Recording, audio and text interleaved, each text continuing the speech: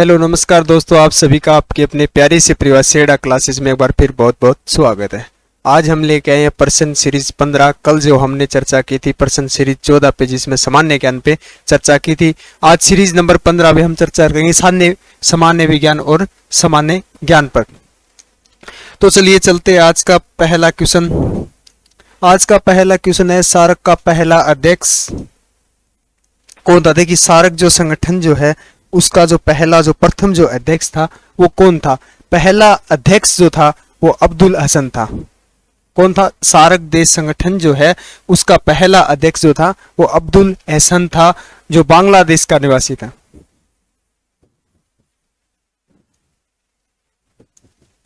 बांग्लादेश।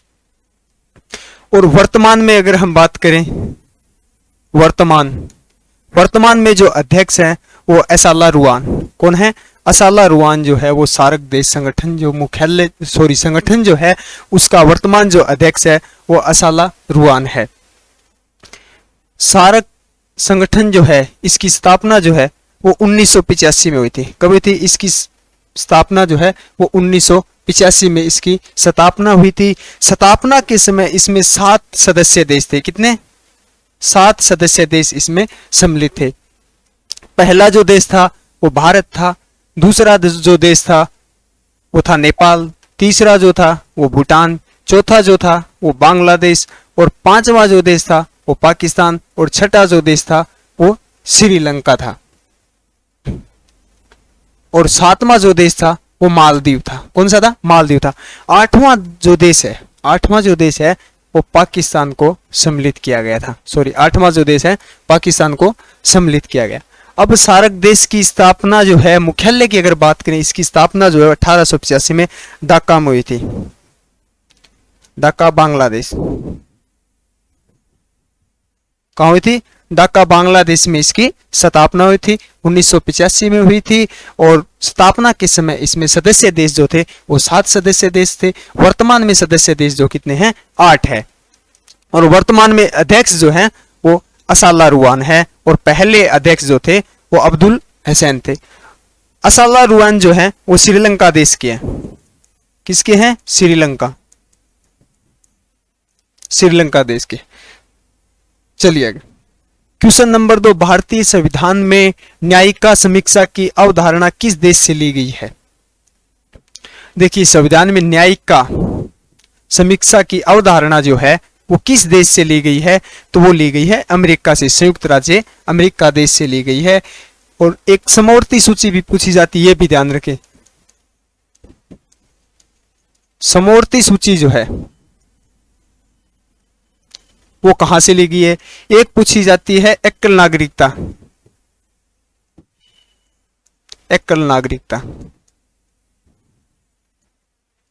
नागरिकता जो है वो ली गई है आयरलैंड से। कहां से ली गई है? आयरलैंड से।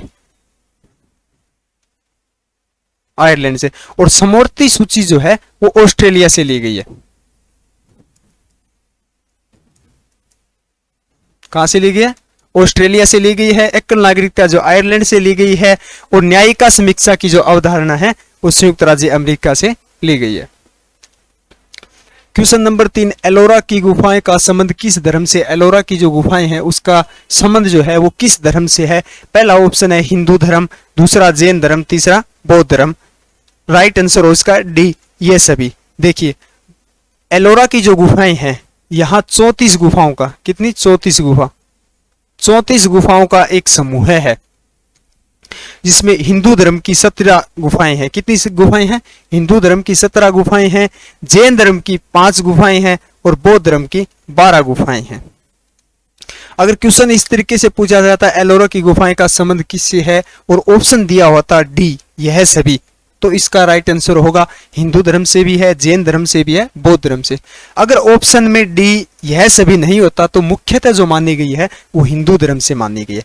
अगर डी ऑप्शन यह सभी नहीं होता तो मुख्यतः जो है वो हिंदू धर्म से मानी गई है। एलोरा की गुफाओं का जो संबंध है वो हिंदू धर्म से है।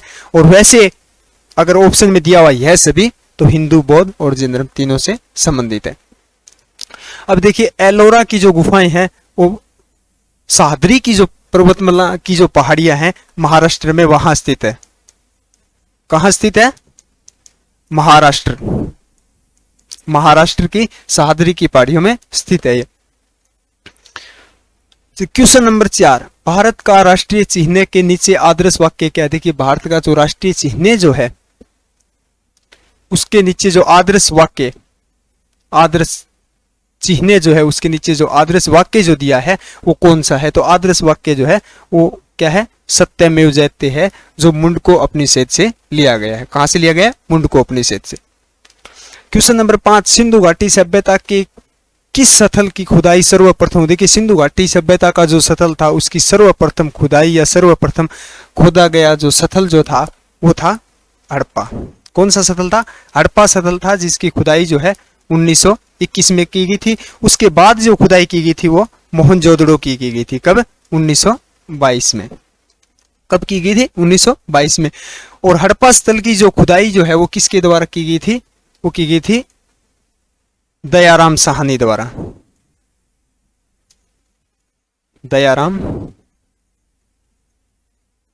दयाराम साहनी द्वारा इसकी हड़प्पा स्थल की 1921 में खुदाई की गई थी। और मोहनजोदड़ो की 1922 में जो खुदाई की गई थी वो राखलदास बनर्जी द्वारा की गई थी।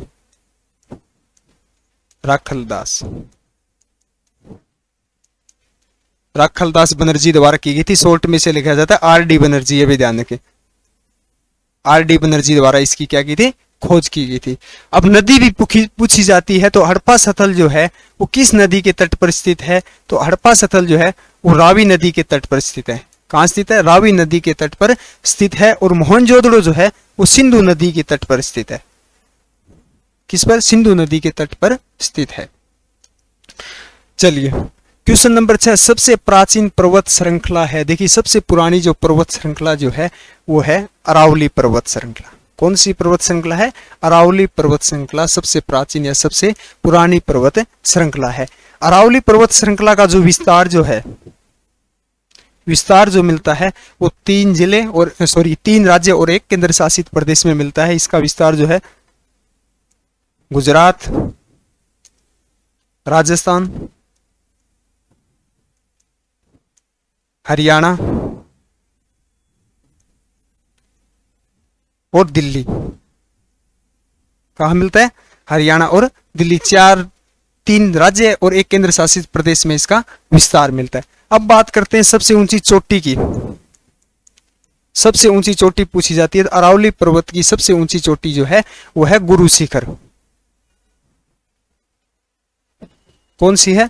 गुरु शिखर। गुरु शिखर जो है ये माउंट आबू में स्थित है। माउंट आबू राजस्थान में स्थित है सबसे ऊंची चोटी। एक और बात रखें, माउंट आबू में दिलवाड़ा का जो जैन मंदिर है, जैन धर्म का जो दिलवाड़ा का जो मंदिर है वो भी माउंट आबू में ही स्थित है। सतपुड़ा की जो पहाड़ियां जो है वो कहां स्थित है? ये भी ध्यान रखें, वो है मध्य प्रदेश में। कहां स्थित है? मध्य प्रदेश में। और नीलगिरी की जो पहाड़ियां हैं वो मुख्यतः जो है वो तमिलनाडु राज्य में है। और विस्तार जो मिलता है वो तमिलनाडु राज्य, कर्नाटक राज्य और केरल, तीनों राज्यों में इसका विस्तार मिलता है। और हिमालय पर्वत श्रृंखला जो है यह नवीनतम या सबसे नवीनतम पर्वत श्रृंखला जो है वो हिमालय पर्वत श्रृंखला है।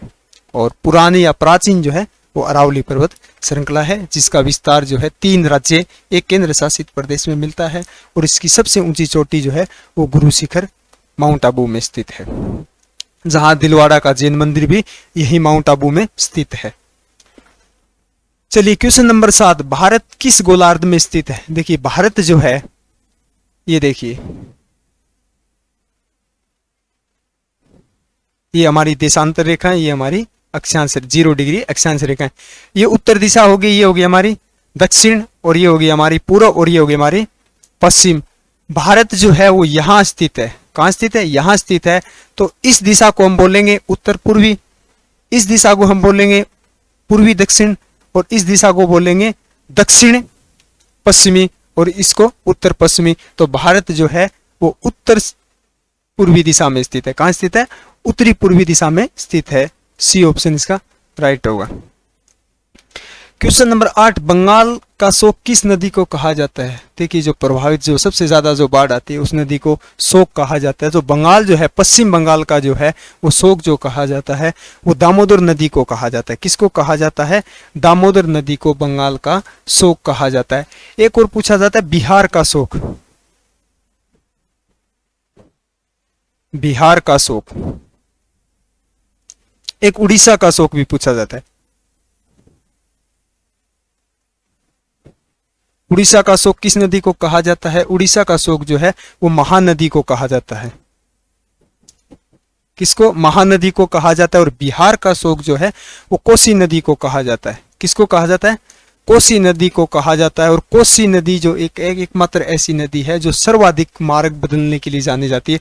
सर्वाधिक जो मार्ग बदलती है वो कोसी नदी बदलती है, जिसे बिहार का शोक कहा जाता है। ज्यादातर यही पूछा जाता है, बिहार का शोक और एक पश्चिम बंगाल का शोक। तो पश्चिम बंगाल का शोक जो है वो दामोदर नदी को कहा जाता है, उड़ीसा का शोक महानदी को, और बिहार का जो शोक है वो कोसी नदी को कहा जाता है।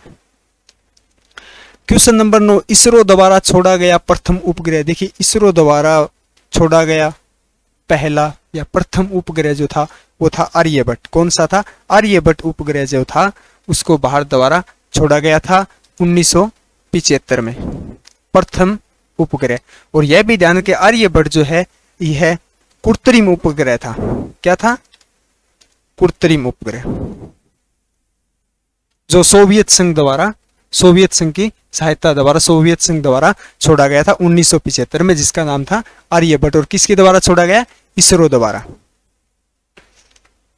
क्वेश्चन नंबर 10, प्रथम राष्ट्रमंडल खेल किस देश में आयोजित हुए? देखिए प्रथम बार जो राष्ट्रमंडल की जो शुरुआत जो हुई थी वो किस खेल में आयोजन हुआ था, किस देश द्वारा आयोजित किया गया था? तो वो कनाडा द्वारा आयोजित किया गया 1930 में। कब? प्रथम राष्ट्रमंडल खेल जो है कब आयोजित हुए? 1930 में आयोजित हुए, कनाडा देश द्वारा आयोजित किया गया था। इसमें सर्वप्रथम जो है वो 11 देशों ने भाग लिया था। कितने? 11 देशों ने इसमें भाग लिया था। और ये प्रत्येक 4 वर्ष बाद होते। कितने? 4 वर्ष बाद। राष्ट्रमंडल खेल जो है, राष्ट्रमंडल, एशियाई खेल और ओलंपिक खेल जो है वो प्रत्येक 4 वर्ष बाद होते हैं। अब देखिए क्वेश्चन 2026 में जो राष्ट्रमंडल खेल हैं वो किस देश में आयोजित होंगे? तो वो होंगे ऑस्ट्रेलिया में।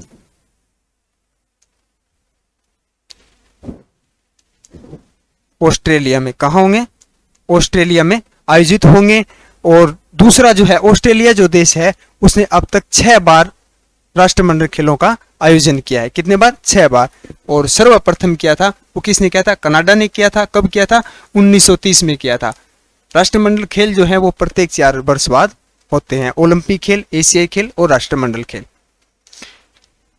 क्वेश्चन नंबर 11, संविधान के किस अनुच्छेद के अंतर्गत राष्ट्रपति मुख्य न्यायाधीश को सक्षम शपथ ग्रहण करता है? देखिए राष्ट्रपति जो है उसको शपथ कौन दिलाता है? वो दिलाता है मुख्य न्यायाधीश। कौन दिलाता है? मुख्य न्यायाधीश दिलाता है। वो किस अनुच्छेद के अध्ययन दिलाता है? तो वो दिलाता है 1960। देखिए मुख्य न्यायाधीश त्यागपत्र जो है मुख्य न्यायाधीश वो उपराष्ट्रपति को देता है। शपथ जो है वो राष्ट्रपति द्वारा दिलाई जाती है। क्वेश्चन नंबर 12, प्रधानमंत्री जन धन योजना की शुरुआत किस वर्ष हुई? देखिए जन धन योजना की जो शुरुआत है वो कब हुई थी? तो जन धन योजना की जो शुरुआत है वो 28 अगस्त 2014 को की गई थी। कब की गई थी? 28 अगस्त 2014 को इसकी नरेंद्र मोदी प्रधानमंत्री द्वारा इसकी शुरुआत की गई थी। और घोषणा जो है वो 15 अगस्त को जो लाल किले पे भाषण के समय इसकी घोषणा की गई थी, लेकिन इसको लागू जो किया गया था, इसकी शुरुआत जो की गई थी वो 28 अगस्त 2014 को की गई थी। क्वेश्चन नंबर 13, प्रशांत महासागर का आकार है। प्रशांत महासागर जो है उसका आकार है, तो प्रशांत महासागर जो है उसका आकार जो है वो त्रिकोणा है। क्या है? त्रिकोणा या त्रिभुजाकार आकार है। क्या है? त्रिभुजा आकार है। और प्रशांत महासागर जो है ये सबसे बड़ा, प्रशांत महासागर जो है सबसे बड़ा व सबसे गहरा महासागर है। सबसे बड़ा व सबसे गहरा महासागर जो है वो प्रशांत महासागर है। एक पूछा जाता है इसका गर्त प्रशांत महासागर का जो सबसे गहरा गर्त है वो है मेरियाना गर्त। मेरियाना गर्त या खाई, मेरियाना गर्त या खाई, जो सबसे गहरी जो खाई है प्रशांत महासागर की वो मेरियाना गर्त है, और ये विश्व का सबसे बड़ा महासागर या सबसे गहरा महासागर है। क्वेश्चन नंबर 15, खेड़ा का युद्ध कब हुआ? देखिए खेड़ा का युद्ध जो है वो, इसका ऑप्शन यहाँ करें 4, इसका 4। तो खेड़ा का जो आंदोलन है वो हुआ था 1707 में। कब हुआ था? 1707 में हुआ था, साहू और ताराबाई के बीच। किसके? साहू और ताराबाई, साहू और ताराबाई के बीच ये युद्ध लड़ा गया था 1707 में। इसमें साहू जो है क्या हुए थे? विजय हुए थे। साहू क्या होते इस युद्ध में? खेड़ा के युद्ध में विजय हुए थे, और यह युद्ध 1707 में लड़ा गया था। क्वेश्चन नंबर 15, शारदा एक्ट किससे संबंधित है? देखिए शारदा एक्ट जो है वो किससे संबंधित है? शारदा एक्ट जो है वो बाल विवाह से संबंधित है। किससे संबंधित है? बाल विवाह से संबंधित है। शारदा एक्ट की जो शुरुआत जो है वो हुई थी 1929 में। 1929 में शारदा एक्ट में जो था लागू हुआ था, उस समय जो लड़की की जो शादी की जो उम्र थी वो 14 वर्ष थी। कितनी थी? 14 वर्ष थी शारदा एक्ट जब लागू हुआ था, और लड़के की आयु जो थी वो 18 वर्ष थी। महिलाओं द्वारा इसका विरोध किया गया, आंदोलन किया गया था, और शारदा एक्ट में 1978 में इस एक्ट में क्या किया गया था? संशोधन किया गया था। आज जो हमारी जो शादी की जो लड़की की जो उम्र होती है 18 वर्ष जो उम्र होती है वो 1978 के संशोधन में इसको किया गया था, और लड़की की उम्र 21 वर्ष। तो शारदा एक्ट का किससे संबंधित है? बाल विवाह से संबंधित है, जिसकी शुरुआत 1929 में हुई थी, और इसका पहला संशोधन जो है वो 1978 में हुआ था। क्वेश्चन नंबर 16, सर्वाधिक प्रतिक्रियाशील धातु है। देखिए सर्वाधिक प्रतिक्रियाशील जो धातु होती है वो पोटेशियम होती है। क्या होती है? पोटेशियम होती है। लेकिन आर्मी का जो पेपर होता है उसमें पोटेशियम नहीं होता, उसमें दिया होता है सोडियम। क्या होता है? सोडियम। तो ये ध्यान रखें, सर्वाधिक जो प्रतिक्रियाशील धातु जो है वो पोटेशियम है। अगर ऑप्शन में पोटेशियम नहीं हो तो राइट आंसर क्या होगा? सोडियम होगा। सोडियम के बाद लिथियम आती है, तो ज्यादातर ऑप्शन में सोडियम आता है, पोटेशियम नहीं आता है। तो ध्यान रखें, दोनों अगर ऑप्शन में हो तो पोटेशियम होगा, अगर पोटेशियम ऑप्शन में नहीं हो तो सोडियम होगा। और न्यूनतम प्रतिक्रियाशील धातु जो होती है वो होती है तांबा। यह भी ध्यान रखें, न्यूनतम प्रतिक्रियाशील जो धातु है वो कौन सी है? तांबा। क्वेश्चन नंबर 17, सूर्य का ताप पृथ्वी पर किस माध्यम से पहुंचता है? सूर्य का जो प्रकाश जो पहुंचता है पृथ्वी तक या हमारे तक, जो प्रकाश जो पहुंचता है वो पहुंचता है विकिरण विधि द्वारा। किस द्वारा? विकिरण विधि द्वारा प्रकाश पहुंचता है। सर्वाधिक तेज गति से चलती है। और ये देखिए चालन जो होता है, कोई ठोस पदार्थ जो होता है, ठोस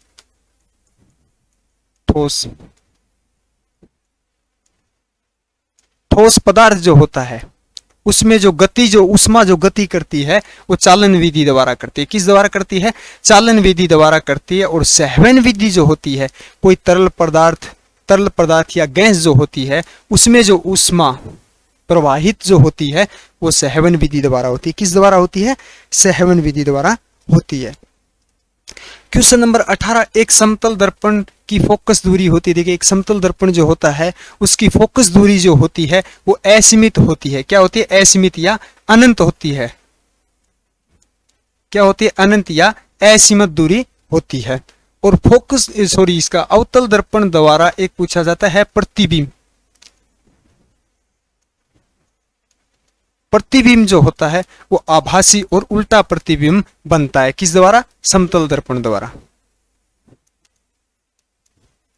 आभासी व उल्टा प्रतिबिंब जो है वो समतल दर्पण द्वारा बनता है। और एक समतल दर्पण की जो फोकस जो दूरी होती है वो असीमित होती है, यानी कि अनंत दूरी होती है। चलिए क्वेश्चन नंबर 19, बेकिंग सोडे का रासायनिक सूत्र है। देखिए बेकिंग सोडे का रासायनिक सूत्र जो होता है वो होता है NaHCO3। क्या होता है? NaHCO3। सोडियम बाई कार्बोनेट भी कहते हैं इसको। क्या कहते हैं? सोडियम बाई कार्बोनेट इसी को बोला जाता है। और साधारण भाषा में इसको कुकिंग सोडा भी बोला जाता है। क्या बोला जाता है? कुकिंग सोडा जो है वो बेकिंग सोडे को बोला जाता है। और इसका सूत्र जो है वो NaHCO थरी सूत्र। क्वेश्चन नंबर 20, सापेक्षता का सिद्धांत किसने दिया? देखिए सापेक्षता का जो सिद्धांत जो है वो अल्बर्ट आइंस्टीन द्वारा दिया गया। किसके द्वारा? अल्बर्ट आइंस्टीन के द्वारा दिया गया था। और आइंस्टीन द्वारा 2 सिद्धांत दिए गए थे सापेक्षता। कितने? 2 सिद्धांत दिए गए थे। एक विशेष्य सिद्धांत दिया गया था। क्या दिया गया था? विशेष्य का सिद्धांत दिया गया था, जो 1905 में दिया था। कब दिया था? 1905 में दिया था। और दूसरा जो दिया था सिद्धांत वो दिया था 1915 में, सामान्य सापेक्षता का सिद्धांत दिया था। क्या दिया था? सामान्य सापेक्षता का सिद्धांत। ये पूछा नहीं जाता, लेकिन ये ध्यान रखें 2 सिद्धांत दिए थे। किसने दिए थे? अल्बर्ट आइंस्टीन ने दिए थे सापेक्षता के सिद्धांत। और ये किसका सूत्र याद है? सूत्र जो है वो है E बराबर mc की स्क्वायर। E बराबर mc की स्क्वायर सापेक्षता का क्या है? सूत्र है। E जो है इसमें ऊर्जा है। E जो है वो क्या है? ऊर्जा है। m जो है वो द्रव्यमान है। क्या है? द्रव्यमान है। और c जो है वो है प्रकाश की गति। c जो क्या है? प्रकाश की गति। प्रकाश की गति। क्लियर है? सापेक्षता का सिद्धांत अल्बर्ट आइंस्टीन द्वारा दिया गया था। कितने सिद्धांत दिए थे? 2 सिद्धांत दिए थे। और एक इसका बस सूत्र याद रखना, E बराबर mc की स्क्वायर। क्वेश्चन नंबर 21, अशुद्ध रक्त प्रवाहित होता है। अशुद्ध रक्त जो है वो कहाँ बहता है? प्रवाहित होता है वो शिरा में होता है। अशुद्ध रक्त जो है वो शिरा में प्रवाहित होता है। और शुद्ध रक्त जो है, शुद्ध रक्त जो होता है वो धमनी में प्रवाहित होता है। क्या होता है? धमनी में प्रवाहित होता है। एक और पूछा जाता है कि हमारे हृदय में शुद्ध और अशुद्ध रक्त कहाँ पाया जाता है? तो हमारे हृदय के दाएं ओर, हमारे हृदय के दाएं भाग जो होता है, दाएं भाग में अशुद्ध रक्त पाया जाता है। क्या पाया जाता है? अशुद्ध रक्त पाया जाता है। और बायां जो भाग होता है, बाएं भाग में क्या पाया जाता है? शुद्ध रक्त पाया जाता है। क्लियर है? हमारे हृदय के दाएं भाग में अशुद्ध और बाएं भाग में शुद्ध रक्त पाया जाता है। और अशुद्ध रक्त कहाँ बहता है? प्रवाहित होता है। तो धमनी में शुद्ध बहता है और शिराओं में अशुद्ध रक्त बहता है। क्वेश्चन नंबर 22, रेफ्रिजरेटर में कौन सी गैस पाई जाती है? तो इसमें कौन सी गैस भरी जाती है? तो इसमें फ्रीओन गैस भरी जाती है। कौन सी गैस भरी जाती है? फ्रीओन गैस भरी जाती है। क्वेश्चन नंबर 23, गति ऊर्जा का रासायनिक सूत्र है। देखिए गति ऊर्जा का रासायनिक सूत्र होता है वो होता है 1/2 mv की स्क्वायर। 1/2 mv की स्क्वायर क्या होता है? गतिज ऊर्जा का। किसका? गतिज ऊर्जा का रासायनिक सूत्र है। और स्थिज ऊर्जा जो होती है उसका सूत्र है mgh। स्थिज ऊर्जा जो है उसका रासायनिक सूत्र जो है वो है mgh। और गति ऊर्जा का सूत्र जो है mv2 होता है। और स्थित ऊर्जा जो होती है, जो नदी पर जो बना बांध जो होता है, उसमें एक स्थित ऊर्जा पाई जाती है। और गतिज ऊर्जा है वो आप सबको पता ही है, बहते हुए पानी या कोई वस्तु गतिमान है तो उसमें गतिज ऊर्जा पाई जाती है। क्वेश्चन नंबर 24, इलेक्ट्रॉन की खोज किसने की थी? देखिए इलेक्ट्रॉन की खोज जो है वो किसने की? इलेक्ट्रॉन की खोज जो है वो जे थॉमसन द्वारा की गई। किसके द्वारा की गई? जे थॉमसन द्वारा की गई थी। एक पूछा जाता है प्रोटॉन की खोज। प्रोटॉन की खोज भी पूछा था। एक पूछा जाता है न्यूट्रॉन की खोज।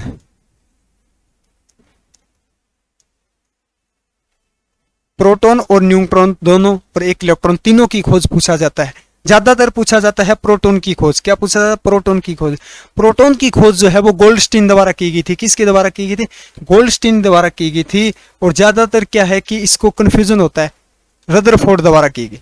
रदरफोर्ड द्वारा खोज नहीं की गई थी। प्रोटॉन जो नाम है, प्रोटॉन को जो नामकरण जो किया गया था वो रदरफोर्ड द्वारा किया गया था। लेकिन प्रोटॉन की जो खोज जो है वो गोल्डस्टीन द्वारा ही की गई थी। और जेम्स चैडविक द्वारा किसकी? न्यूट्रॉन की खोज की गई थी। क्लियर है? प्रोटॉन का नाम जो है वो रदरफोर्ड द्वारा दिया गया था। हाँ, अगर ऑप्शन में गोल्डस्टीन नहीं है तो हम कर सकते हैं कि प्रोटॉन की खोज। आर्मी के एक पेपर में पूछा गया था जिसमें गोल्डस्टीन ऑप्शन में नहीं था, तो उसमें रदरफोर्ड था। तो वो रदरफोर्ड क्या थे? प्रोटॉन का सिर्फ नामकरण किया गया था, नाम दिया गया था। इसका खोज तो गोल्डस्टीन द्वारा ही की गई थी। क्वेश्चन नंबर 25, आज का अंतिम क्वेश्चन। गाड़ी की हेडलाइट में किस दर्पण का उपयोग किया जाता है? गाड़ी जो होती है उसकी हेडलाइट में किस दर्पण का प्रयोग किया जाता है? तो गाड़ी की हेडलाइट में अवतल दर्पण का प्रयोग किया जाता है। क्या किया जाता है? अवतल दर्पण का प्रयोग किया जाता है। अब अवतल दर्पण जो होता है वो क्या करता है? प्रकाश का फैलाव करता है। क्या करता है? प्रकाश का फैलाव करता है, इसलिए इसमें गाड़ी की जो हेडलाइट होती है उसमें अवतल दर्पण का प्रयोग किया जाता है। और एक बात और ध्यान रखिए, जो टॉर्च जो होती है, टॉर्च में भी क्या है? अवतल दर्पण का प्रयोग किया जाता है। तो आज के सेक्शन को यहीं समाप्त करते हैं, मिलते हैं अगले सेक्शन में सीरीज नंबर 16 के साथ। तब तक हमारे साथ बने रहिए। जय हिंद, जय भारत।